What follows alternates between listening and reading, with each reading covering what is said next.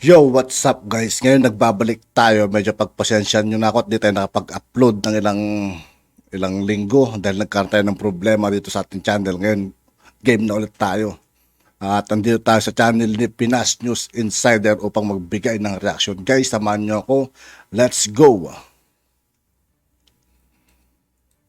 Ito ang balita ngayon.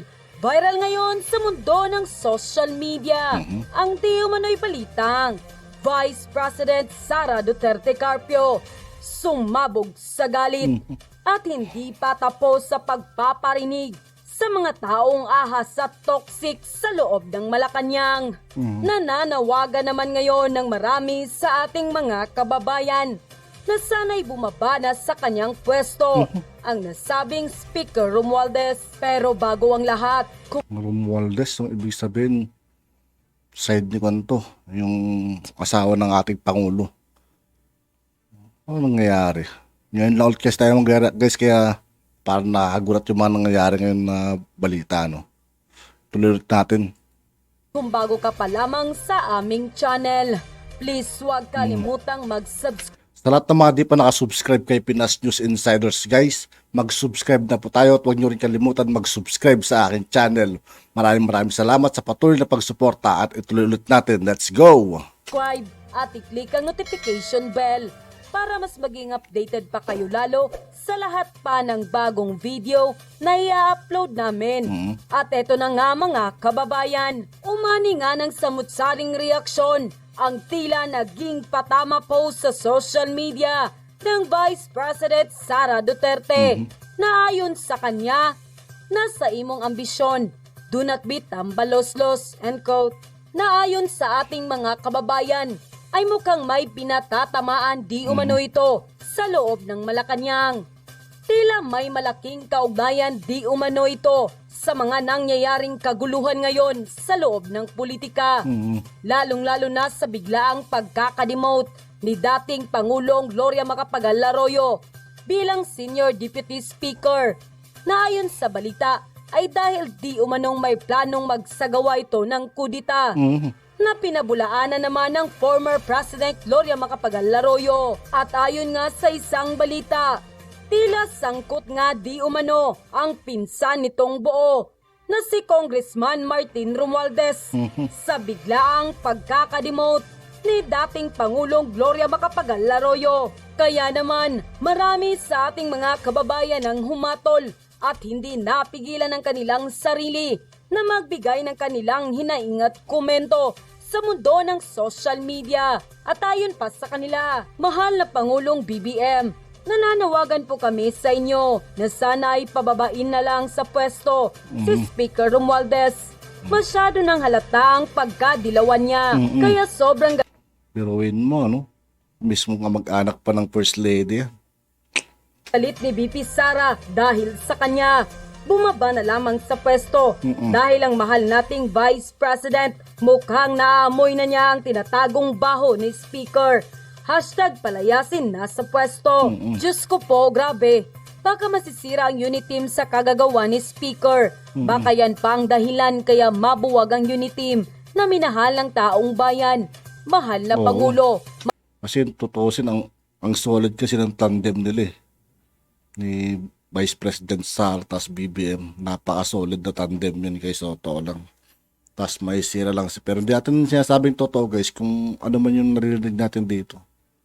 Makinig na lang tayo at para paano may mga naalaman tayo kung ano man nangyayari sa gobyerno, di ba? Mag-ingat po kayo dahil unti-unti nang umaalingasaw ang tinatagong baho ni Speaker. Delikado po kayo dito at nanganganib. Kaya palayasin na lang yan sa pwesto at palitan na lamang. Solid Sara Duterte kami. Hindi kami padadala sa anumang paninira sa kanya. Subok na naming mamamayan ang kakayahan at pagmamahal niya sa sambayanan.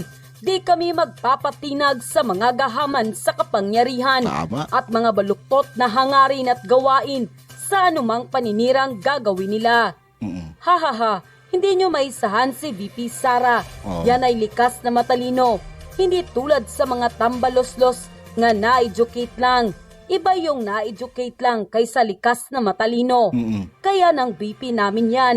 kahit anong palusot sa mga tambaloslos. End quote. Anyway, abay ako'y nagulat ha. Matapos magbitiw ni VP Inday Sara, nagkaroon ng isang Instagram post. At marami nagtatanong, ano ba yung salitang yun? Well, ayaw ko na pulitin yung salitang yun, pero masama po talaga yung salitang yun. Mura po yun. Okay? So, minura niya. So, ibig sabihin yung kanina, yung hindi Tagalog kaya mura pa talaga yun. galit siya na doon sa tao na nag-aambisyon na nagsabi, sana sa iyong ambisyon, no? Ito, lakihan natin kung ano yung sinabi, no? Sana sa iyong ambisyon ay do not be tambaluslos. Nako, mura po yan. Kasi luslos, alam niyo naman sa Tagalog kung ibig sabihin ng luslos, no? So, alam niyo na ang ibig sabihin niya. Tambaluslos. So, medyo nagalit talaga si VP Inday Sara. Bakit naman kaya siya magagalit doon sa tao niyang sinasabing di ambisyon? Personal yun. Kasi hindi magagalit ang isang tao kung wala siyang nakikitang mali. Di ba? Or may ginagawang hakbang para sa kanya siguro. Well, tingin ko nga, may kinalaman nito dun sa pagtanggal kay PGMA bilang senior deputy speaker. Siguro kaya siya nagalit. Ito naman po ay haka-haka, no? Imposible naman talaga kasi na i-challenge ni PGMA ang first cousin at closest advisor ni PBBM as House Speaker. Sa tingin ko, wala talagang basihan yan. Bakit? Napaka-veterano naman ni PGMA na politiko para malaman niya kung sinong talo at sino yung hindi talo. Alam niya na wala siyang kapag-asa habang closest advisor ni PBBM ang Speaker of the House. So tingin ko, yung galit ay nanggagaling dun sa punto na hindi ka naman talaga po pwedeng i-challenge. Pero bakit kinakailangan pa na, kumbaga, sakta ng damdamin ng isang napaka-senior na politiko na si PGMA. So tingin ko, yun ang mensahe talaga ni Inday Sara Duterte. Na hindi na kinakailangan na saktan pa yung, ayaw ko naman sabihin matanda, no? Yung senior sa kanila dahil imposible naman yung sinasabi ng mga nakapaligid kay Speaker na magkakaroon ng coup laban sa kanya. Tingin ko po, veterano si PGMA, she will not attempt. Kaya nga, ang tanong is, bakit kasi kinakailangan gumawa ng hakbang labang kay PGMA? Pero sa tingin ko rin po, ay alam niyo naman si Inday Sara, hindi po yan plastic. Kaya dapat tanggapin natin yung kanyang statement dahil siya ay isang totoong tao. Galit po yan. Pero tingin ko naman po, baka naman po hindi magtagal yung galit na yan. Lalong-lalo na kung may gagawin naman po, no, si Speaker. No? Sa akin po kasi, napakadaling solusyonan nito. Ibalik na lang as Senior Speaker, Deputy Speaker, itong si PGMA dahil wala talaga base-basehan yung kinakatakutan ni Speaker. Ako po'y galing dyan sa House of Representatives. No? At alam nyo kasi, ang gawain ng mga congressmen, lahat yan sumisip-sip kay Speaker. So kapag may kontrobersiyang ganyan, lahat yan pupunta kay Speaker, hay naku Speaker, ganito. Kami, nagpa-pledge ng loyalty sa'yo. Hindi po pwedeng ikaw matanggal. Pero nakita nyo naman po nung si Speaker Alan Cayetano ay naging Speaker, lahat sip-sip sa kanya. Pero nung siya ay pinatalsik, syempre nawalan siya ng kaibigan, ni isa nawala. No? At ganoon din naman yung nangyari kay Speaker Pantaleon Alvarez. No? Bagamat nung nandun ako bilang isang kongresista, ako ang nag-nominate kay Danilo Suarez bilang minority floor leader. Ibig sabihin, hindi talaga ako bumoto kay Speaker Pantaleon Alvarez. Pero yung mga panahon na yun, talagang kultura sa House, parang Diyos ang Speaker. Bakit? Kasi napakalaki ng papel ng Speaker doon sa pag-allocate ng mga pera para sa proyekto ng mga congressman. At alam niyo naman mga congressmen, no, kaya yan pupunta ng Kongreso dahil kinakailangan nila ng mga proyekto para sa kanilang mga distrito. At yan nga yung kakaiba o pagkakaiba ng kanang pananaw ng isang senador at ng isang congressman. Ang congressman talaga, bring home the bacon to the district. Pero ang senador, at least in theory, pero ko lang kung nasusunod pa yan, pero hindi pa ako nagiging senador, so hindi ko alam. In theory, mas malawak ang kanyang pananaw kasi ang kanyang mandato ay nanggaling sa buong Pilipinas. So dapat ang pananaw niya para sa buong Pilipinas.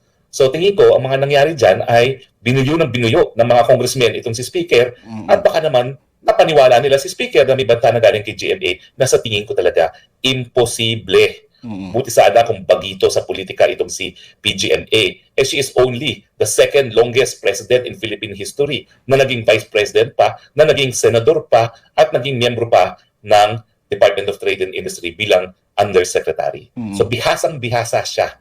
In addition dun sa kanyang 3 termino na, pang-4 na termino na nga bilang isang kongresista. No?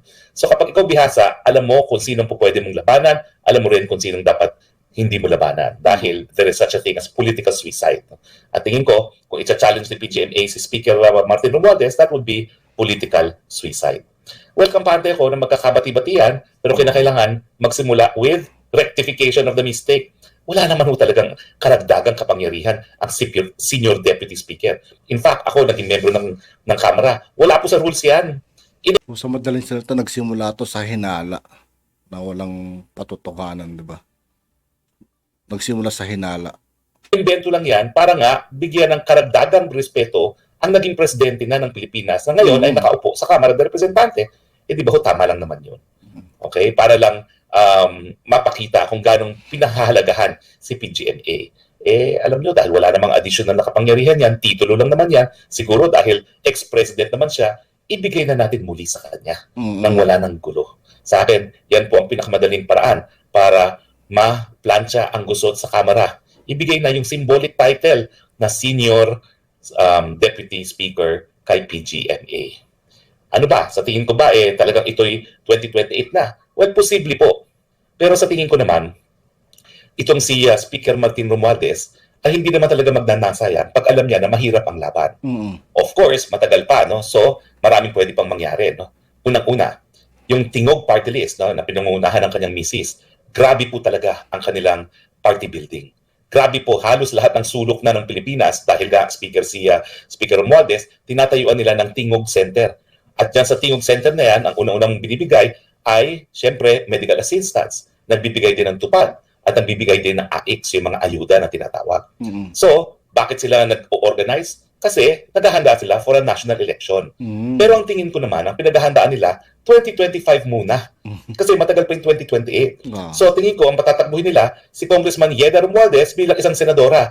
At depende kung gaano kalakas ang magiging performance ni Congresswoman Yeda kasi syempre hindi naman masyado talaga kakilala si Congresswoman Yeda, no, bilang isang national political figure, no. Pero yung Romualdez na pangalan, titingnan nila kung sapat na yung pangalan para mahalal sa Senado kasi tingnan niyo naman, no, Nancy Binay, talaga namang Binay is the franchise, no. In this case siya ay number 12 nung siya ay huling tumakbo, nanalo pa rin, no, by virtue of name recall alone. So titingnan nila yan, kaya sila ay nagpa-party building. Now, kapag naging malakas ang performance ni Congressman na Yeda para sa senador, doon magdedesisyon ang speaker. Pero ang tingin ko talaga, ang bagay sa kanya, mag-vice kay Inday Sara Duterte. Alam nyo kasi, si Inday Sara Duterte, vice-presidente na 31 million votes na So chances are, she will only build on the votes, no? Mas dadami pa yan. Kaya nga, importante sa kanya na talagang itaguyod ang pagkakaisa para yung kanyang 31 million maging 41 million pa dahil posibilidad naman po yan, no? Kung siya'y tatakbo ng presidente. So, kakausapin ko po personally itong si Speaker dahil yan naman po ay naging ka-eskwela ko sa UP College of Law. Matalik ko pong kaibigan talaga yan. In fact, yung nauna ako nag-graduate sa kanya kasi umalis siya ng UP College of Law ng 2 taon nung sumama siya sa exile sa Hawaii. Pagbalik niya, batch behind me siya. Pero naging kaibigan na kami niya. So siguro mga 2 years kaming nagkasabay niya sa UP College of Law at talagang nagpupunta na ako sa bahay niya, close kami talaga. Kakausapin ko siya, tingin ko, sasabihin ko, mas bagay sa'yo mag-vice-presidente kay Inday Sara. After all, bata ka pa naman. Pag ikaw naging vice-presidente, at talaga naman kung ikaw ay mamahalin ng taong bayan, pwede ka pa rin mag-aspire for the presidency 6 years from 2028.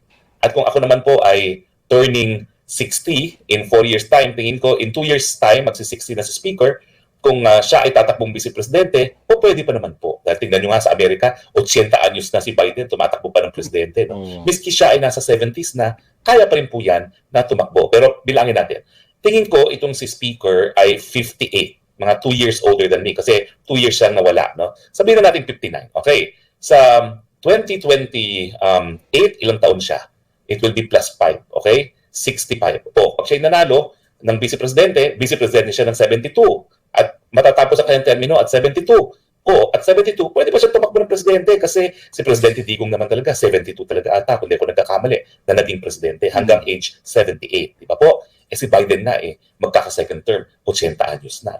At mukhang mananalo pa. So hinog na hinog yung edad na yon para magpresidente si Martin Romualdez. At ako po, kaibigan ko yan. I will not mind him to become president. Wait, 1963 daw si Speaker Romualdez. Tama ako, 59 years old. So kung 59 years old plus 5, 64 siya tatakbo bilang vice president. Kung manalo siya, he will serve until age 70. Pwede pa siyang tumakbo ng presidente at age 70, hinog na hinog siya. 76 matatapos ang termino. Si Presidente Duterte, kung di ako nagkamali, parang 78 natapos ang kanyang termino.